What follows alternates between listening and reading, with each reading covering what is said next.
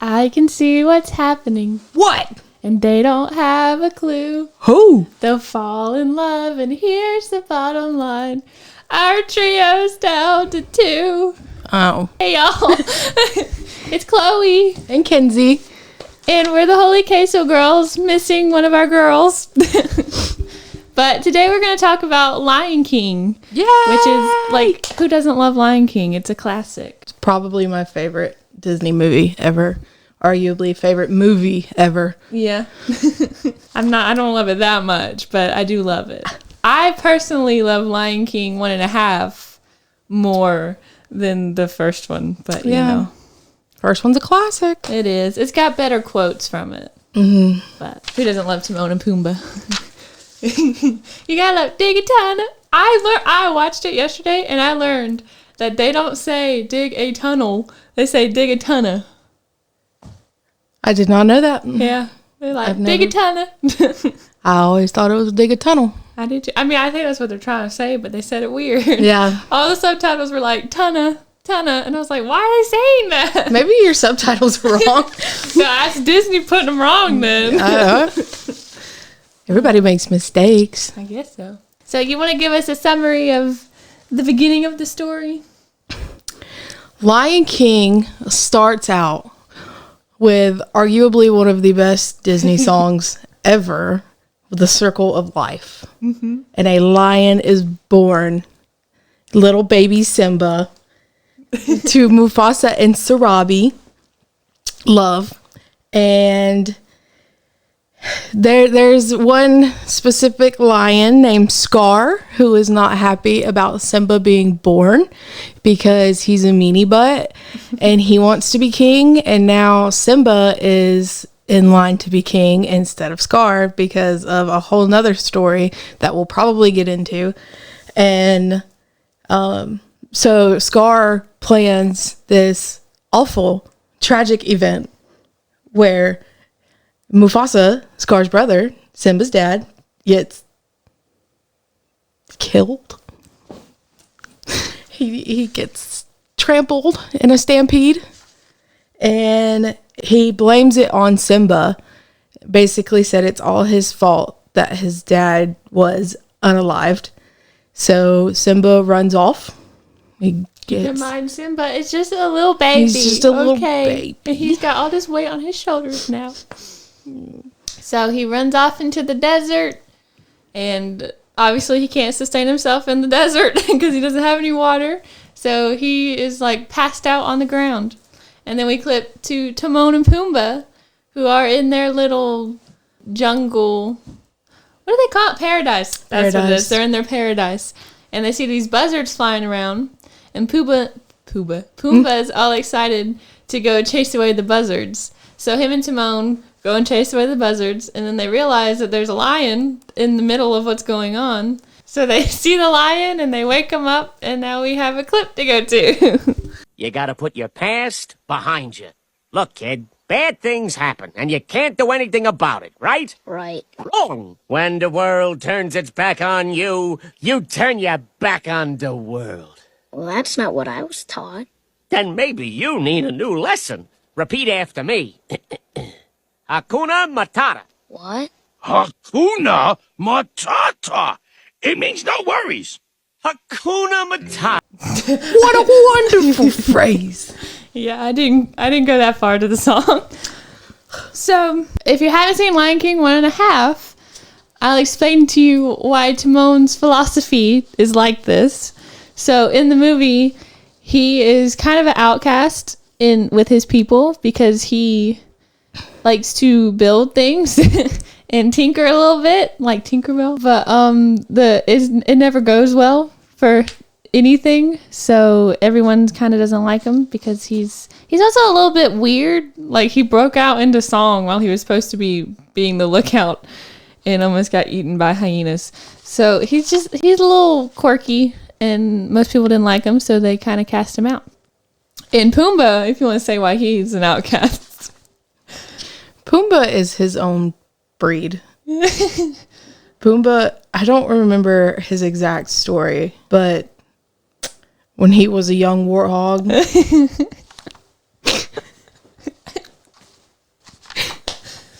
Yeah. He has tummy issues. He has tummy issues. I didn't know how to say it. He gets nervous in crowds. He gets nervous and, things happen. So, Timon and Pumbaa are both outcasts who have been rejected. Their philosophy is essentially a defense mechanism. Hakuna Matata is catchy and charming, but it's just a way to numb the pain of past rejection. By turning their backs on the world, they ensure that no one can ever disappoint or cast them out again, because they've already left.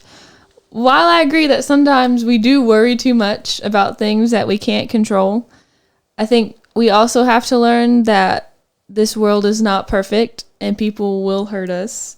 Mm-hmm. And we can't put them on pedestals and expect them to be perfect because we're putting them in positions they can't fill. They're not equipped for it. So we have to remember people will fail us, but we can't hide away. We have to put ourselves out there even knowing that we might get hurt.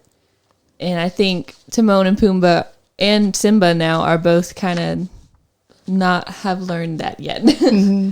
I think, that even ties in with Scar. Mm-hmm. He was hurt, like if you've seen Mufasa, and he was trying to be the big bad lion, and he was going to be king. And Disney movies, Mufasa was a baby, and his dad gone because Disney, and so he didn't run away. He was swept away in a river. He doesn't know how to swim, and Scar saves him.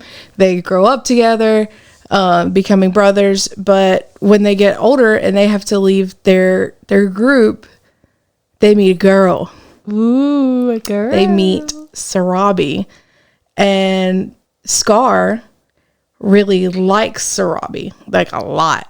And so he is trying to be this big tough lion, but in reality he is afraid and he runs from everything and he hides from everything. And Sarabi likes Mufasa, and that really makes Scar mad. So instead of like saying anything, he tries to kill Mufasa for the first time. And I think that who's supposed to be his brother. Yeah, because him and Mufasa always wanted a brother. Yeah, and I think that shows that like if you don't face things head on and you just run and hide from them, you lose a lot. Yeah, and it caused him to lose his brother and his nephew and Sarabi and everybody that was helping him growing up. Like he lost everybody because he decided to run from it instead of just facing it head on. So Simba is kind of cool because he actually mirrors the early life of Moses a lot. Like how after Moses fled Egypt in fear, he settled in the land of Midian and he became a shepherd, started a family, and lived a quiet, no worries life in the desert for like 40 years.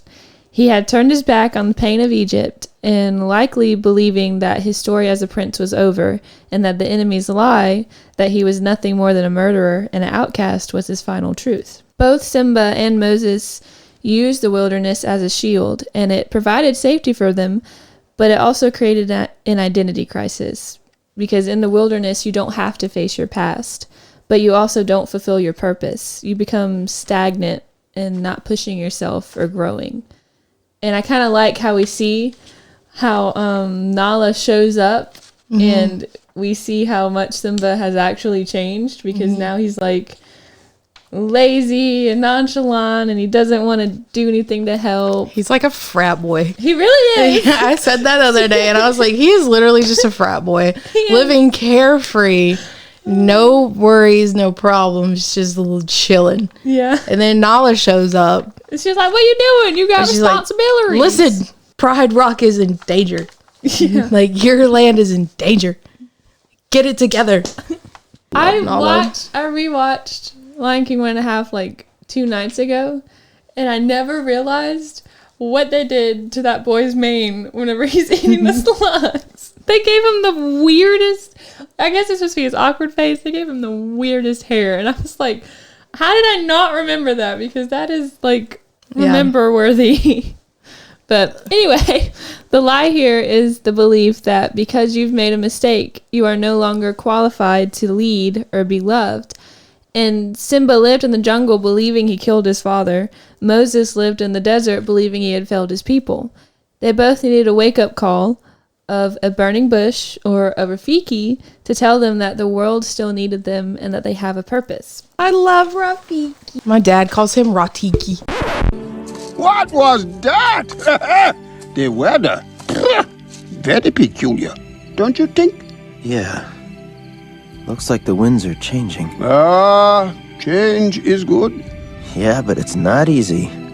I know what I have to do, but going back means I'll have to face my past. I've been running from it for so long. Ow! Jeez, what was that for? It doesn't matter. It's in the past. Yeah, but it still hurts. Oh, yes, the past can hurt. But the way I see it, you can either run from it or learn from it. Ah, you see? So what are you going to do? First, I'm gonna take your stick. No, not a stick. You gotta love Rafiki. I love Rafiki. But, like, if I had a friend like that in real life, I don't know if I'd like him too much. Because he's hitting people on the head a lot. He would make me mad, but then, like, at the end of the day, I'd be like, dang, you kind of right. You're speaking some truths. You kind of right. So, this is the moment where the Hakuna Matata philosophy crumbles. You can't have no worries if you're constantly running, because running is an act of worry. To truly be free, you have to stop turning your back on the world and start facing the things you left behind. Just as Moses eventually had to leave the safety of the burning bush to face Pharaoh, Simba had to leave the lush jungle to face the wasteland of Pride Rock. So, you've seen Mufasa. Mm-hmm. Rafiki's story is also expressed in Mufasa. And he is like total outcast. Everybody thinks he's major weirdo and that he's basically like cursing them because he was like telling the future. Like he had visions and he was like, this is what I see and this is what's going to happen. And they were all like, dude, you got to go. Like witchcraft. Yeah. But in reality, he left and he found, like, his story is a little different to me because he left and he found peace. Mm-hmm. And he was a loner until he found Mufasa and Scar. And then he showed up and he was basically like, look, y'all, you think it's over and you think that you're just done. Mm-hmm. But if you work together, you can create something bigger. Mm-hmm. And then he sings a little song and he says, if you want to go, what does it say? I just had it in my head. I definitely. If you want to go fast, go alone. If you want to go far, we go together. That's a good line. I think that's what it is. And he shows up and he's like, he's cool being alone. Like he likes being alone. But then he's like, get a team and then you can do so much more. Yeah. So he pulls Mufasa and Scar out of this funk and Sarabi. And then he shows up again. And he's like, Simba, get your crap together. Yeah. Like, let's go. We've got stuff to do. So he's like, their little, like, he's like their little, he's their like little guardian angel. Yeah. Like, he just shows up out of nowhere and he was like, hey, come on. Let's do this. I mean, he even does it with Timon. Yeah. And then he does it with, like, Timon's mom, too. Mm-hmm. That's such a weird part of the movie. He, like, shows up at where he shows up out of nowhere. Live, and he's like, hey, Timon's mom, you need to go check on your son. Mm-hmm. For him to see like a little tuft of hair from miles and miles away, he was like, oh, Simba. Like, okay. So when we choose to hide away because we've been hurt, we often forget that our absence has a cost. There are people who need your strength and your story and your leadership. Who is suffering because you've decided to stay in the jungle? Hiding is a form of self-preservation that eventually turns into self-destruction. We see that a lot with Scar. It went bad. But if you never put yourself out there, you never get hurt, but you also never get found. I think that's something, I mean, you can look at Simba, how he got found, but I think it's more of Nala found him and helped pull him out of it instead of, because it's weird because he needs his friends. I love how I'm pointing to his friends. He needs his friends. Like, it wasn't like they were bad for him, but they weren't pushing him. Like, they were all staying stagnant in this one spot, and you've got to push each other to be able to grow. And in the end, they did all get out of it. Timon was a little stubborn, and he didn't want to get out of his funk. But they finally got out Pumbaa was of ready. it. Yeah, he was like, come on, our boy's in trouble. We got to go save him. Timon was like, nah, I'm going to stay in paradise. It's so funny to me because in Mufasa, when they're talking about the fight, like when Timon and Pumbaa are supposed to be babysitting, Pumbaa's like, let's tell this story. And it's the story of them fighting on Pride Rock. And it's Pumbaa and Timon killing Scar. Oh. And he's like, yeah, we did that. That part's funny to me. So towards the end of Mufasa, like towards the middle, we'll back up. Towards the middle is when Scar, or Taka, we learned Scar's real name is Taka. Taka. When he starts to like Sarabi.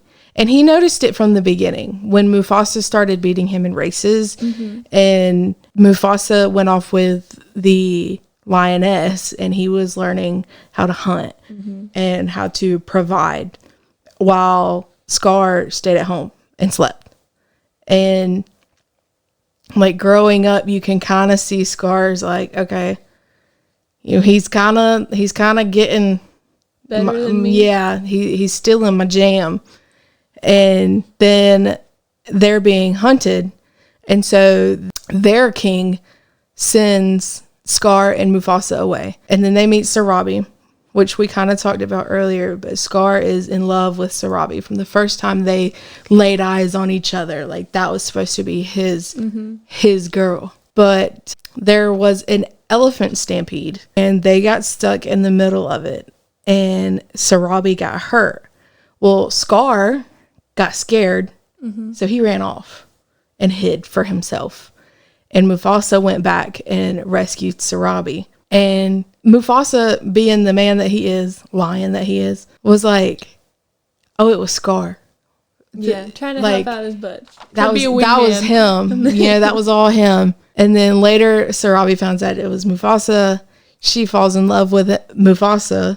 And that makes Scar really mad, to the point where he leads the lions that are hunting them straight to them. So then there's this huge fight, and Scar, surprise, surprise, gets scared again and hides while Mufasa fights. And Scar learns his name Scar because he gets hit in the face. And he literally gives like a monologue at the end of Mufasa where he's like, you will now refer to me as Scar.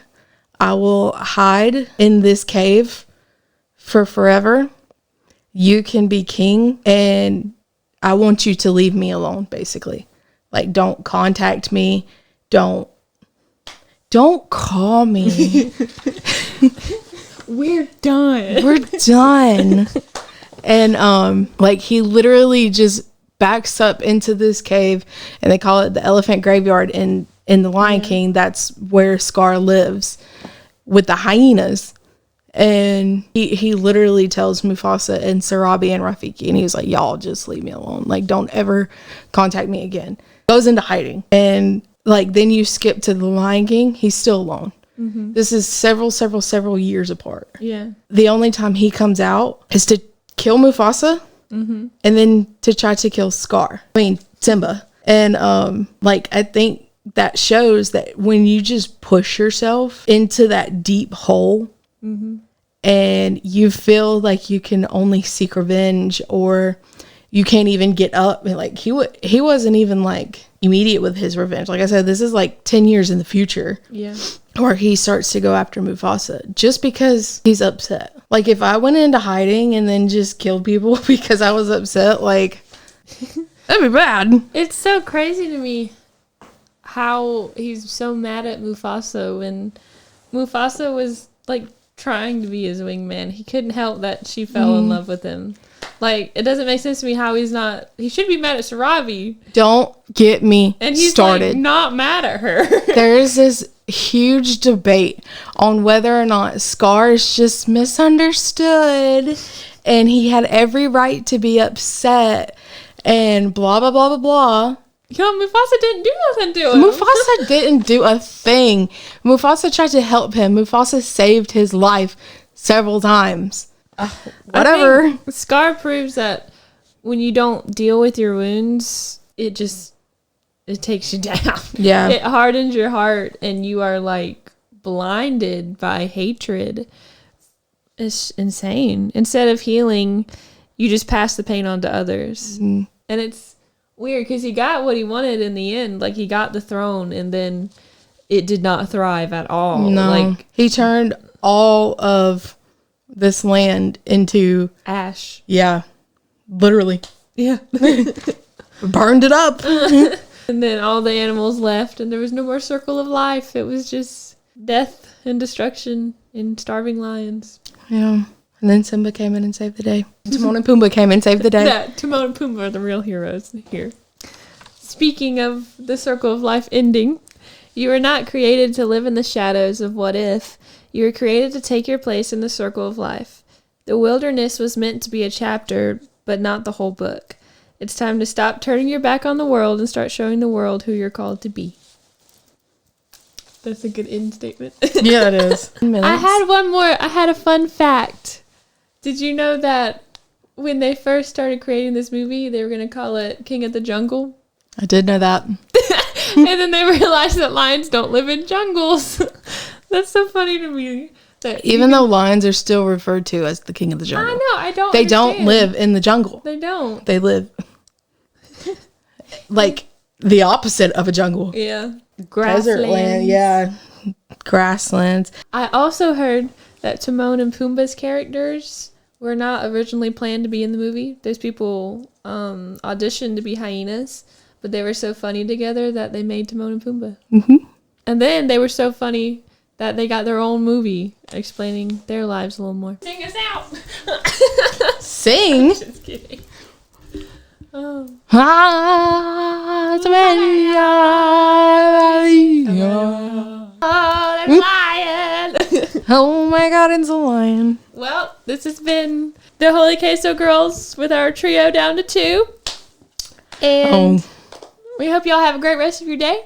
And next time, we're going to come back with some more Disney. Yeah! You guys help us vote if we should talk about Bugs Life or if we should talk about Frozen. Okay, they're very two different subjects there. But you guys help us vote which one we should talk about. Yeah. Bye. Toodles. One duel plus another duel equals 2 duels.